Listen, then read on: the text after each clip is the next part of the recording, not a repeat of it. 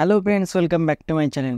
তো আজকে যেটা বলবো, ফোন কেনার আগে আমরা কী কী জিনিস জেনে নেব যে আমাদের এই টাইপের ফোন চাই।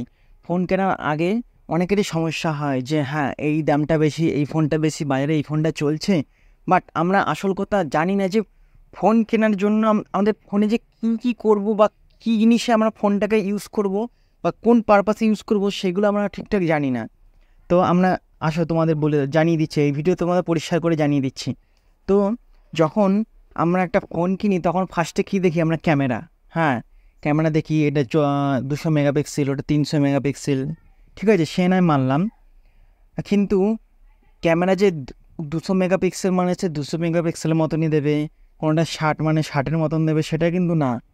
যখন একটা জিনিস দেখবে, সেন্সার সাইজ অনুযায়ী আমরা ক্যামেরাটা মানে পারফরমেন্স খুব ভালো করে। যেমন একটা ডিএসএলআরের ক্যামেরা সেন্সার যেমন বড় সেন্সার, বাট একটা ফোনের সেন্সার ছোট সেন্সার। সেখানে যদি ডিএসএলআর যদি 12 মেগাপিক্সেলের সেন্সার হয়, যেখানে ক্যামেরা যদি 100 মেগাপিক্সেলের হয়, সেখানে ডিএসএলআর কিন্তু জিতবে। কেন?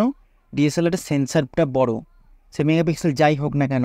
কিন্তু একটা কখনো ডিএসএলআরের সঙ্গে ফোনের একটা মেগাপিক্সেলের কখনোই কম্পারিজন হতে পারে না।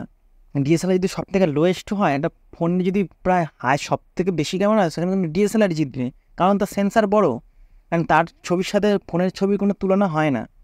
তো আসো জেনে নিই যে, তো বাদ দাও সেসব, তো আসো জেনে নিই যে আমরা ফোন কেনার আগে কি কি জেনে নেব সব থেকে।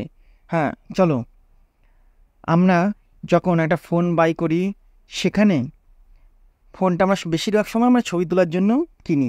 সো সেখানে ঠিক আছে মানলাম, ছবি তোলার জন্য কিনলাম, মেগাপিক্সেল দেখলাম, কিনলাম, ঠিক আছে, সেটা হলো। এরপর আসি, এবার অনেকেই আমরা ফোনে অফিসিয়াল কাজ করি বা অনেকে আছে ভিডিও এডিট করি, তো তার জন্য প্রসেসর একটু ভালো নিতে হয়।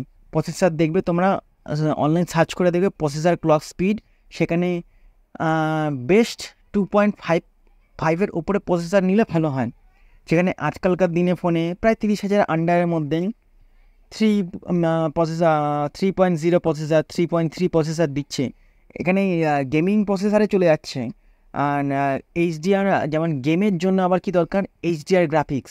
এমনি নর্মালের জন্য হয়, কোনো ব্যাপার নেই, একটু হালকা মানে স্মুথ গ্রাফিক্স হলেও গেমে ভালোই হয়, খারাপ না। স্মুথের পর আছে এইচডিআর গ্রাফিক। সেখানে আমরা যখন গেম খেলি, গেমে একটা মজা লাগে গেমিংয়ের জন্য, ঠিক আছে, গেমিংয়ের জন্য আমরা এইচডিআর গ্রাফিক্স নেব। ক্যামেরার জন্য আমরা মেগাপিক্সেল বেশি নেব, অ্যান্ড অফিসিয়াল কাজের জন্য আমরা প্রসেসর বেশি নেব।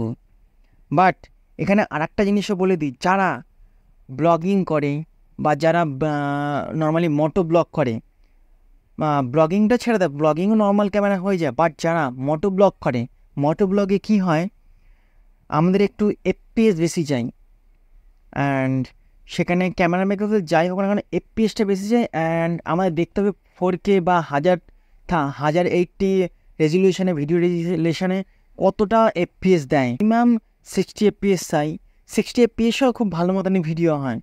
তো সেখানে চারটে জিনিস তোমাদের আমি আলোচনা করলাম যে ক্যামেরা আমরা ফোন কেনার আগে কী কী দেখব।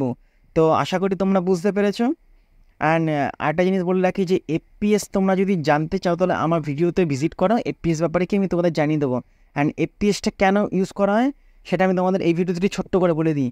যখন দেখবে যে আমরা ভিডিও করি যখন আমরা ফোনটাকে এরকম মানে ঘোরাই, তখন দেখবে একটা শ্যাডো দেখতে পাওয়া যায়।